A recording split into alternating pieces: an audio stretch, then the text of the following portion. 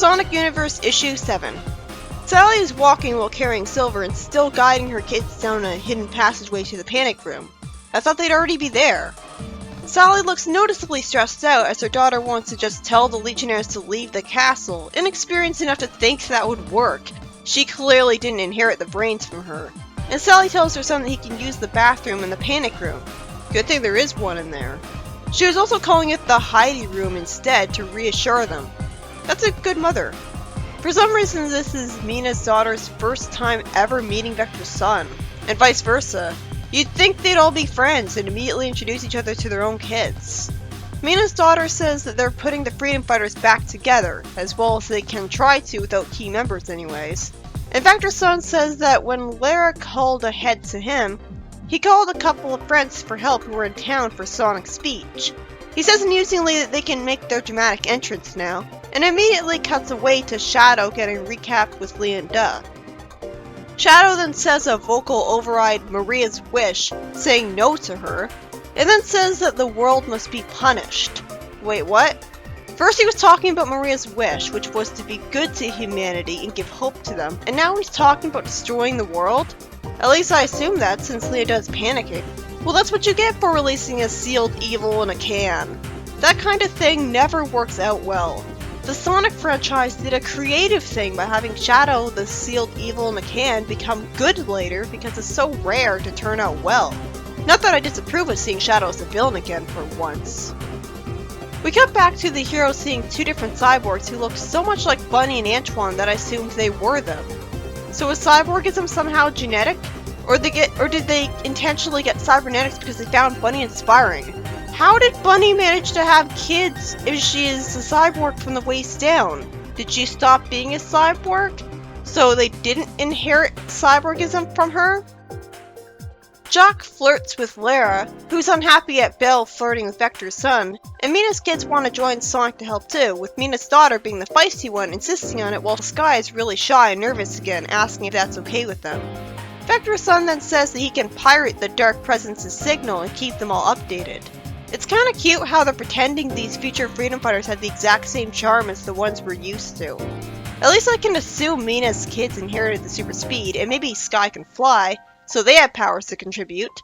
And Jack and Belle are both cyborgs, so Jack's actually more useful than Antoine was. Shadow goes up to a green spear talking to Tai Chaos, which sounds like Tikal and Chaos Zero mashed together. That's pretty crazy, what I missed. Tikal recognizes him as King Shadow that easily and says that she's very lonely and hungry. And Shadow says reassuringly that he's come to release her. I hope this gets explained because I have no idea how she got here and what's going on. Linda says in a panic that she is too much, and Shadow robs her of her bracelet protecting her from the timeline shift, making her vanish as she calls out her son's name in terror, proving that she does love him. So does she actually vanish or just teleport somewhere else with different adjusted memories? If the latter, she should just teleport back to Rutan just like she always wanted. Sonic and the cyborgs get the attention of the Dark Eyes intentionally and serve as a distraction for Lara's team, which Vector's son informs her about. Inside the castle, Lara yells at Sky to stop showboating as Mina's daughter points out that he's still learning to fly and is dizzy from it as a result. They see some dark eyes around the corner, and when Sky is sad about being left out, Lara tells him that he'll actually be the first to attack, because I guess he inherited Mina's speed as well. That goes especially well with the ability to fly.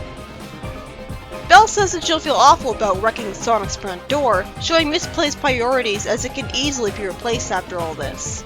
Instead of being corrected and making it clear that stupidity was her intentional character flaw, Mina's daughter comes in saying that everything's fine as Sky and Lara are working on getting the defensive grid down. Vector's son tells Sonic over the phone that Sally's in a panic room and he'll keep paging her, and says that most of the Dark Presents are a mess right now and only know that they're under attack. He warns them to get to the catacombs, and Sonic asks Lara, who's tying grunts up, how things are going. Lara apologizes that she can't see what's going on below because Monitor was busted in the fight, causing Sky to cutely apologize and get reassured by Lara immediately. I kind of wish Sky was how Tails was like until he got his engineering talent, because I find his shyness and stuff really cute and likable, much better than the younger Tails being a brain-dead moron who's overconfident for no real reason. Lara shuts down the system, saying Tails wanted to undo it anyways, and Mana congratulates Sonic on how awesome he's been, looking at the monitors from the panic room. Sally says that the only things in the catacombs are the most dangerous threats in Mobius that had to be quarantined. Yeah, quarantine them right in the home of the stabilizing force of Mobius. That's a good idea. Couldn't have trapped Theta in the energy barrel bomb in a volcano or really deep underground. Oh no, you just have to have them really close to the royalty. Why couldn't they get those things outright destroyed instead of quarantined? Or maybe sent to another dimension?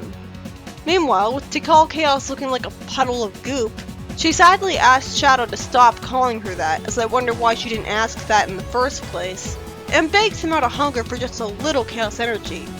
I should really stop thinking this is too weird. It's a dumb knee-jerk reaction considering that Sonic as a franchise is weird right from the get-go, and yet this is too much for me. Shadow's told that Sonic's retaken the castle, and Shadow says that he can have it as it does him no good now. She panics at being given too much Chaos energy and loses control while panicking about something happening again. The Legionnaires run away in a panic, with one of them being compassionate enough to say that they should evacuate the island. And the castle splits apart around the heroes, with water coming everywhere, as Jock saves Mina's daughter. Lara picks up Sky, gliding with him, even though he can fly and thus would be better at staying above the water, and Belle flies with Sonic, while Jock carries Mina's daughter using his extended legs. What's annoying is that they're all in a white void out of laziness, when I'd really like to see where they all are. The story ends with them facing off with a green Perfect Chaos, who is stated to be an overpowered spirit bound to a god. That's pretty interesting. This issue was by Ian Flynn, and it's about Sonic, Mina's fast children, Jock, and Belle the cyborgs who look like Bunny and Antoine. I'm really sick of Generation Xerox by this point. Lara and Vector's son as the exposition guy, all taking back the castle from Shadow, without realizing that Shadow is planning to destroy the world with the green Perfect Chaos.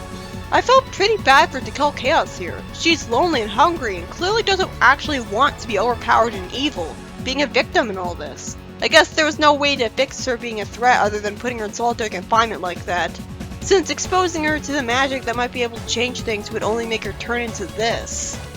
I mean, can't Sonic go to Sonic and say, hey, I want one of those control collars for her so she can be a normal person and be happy?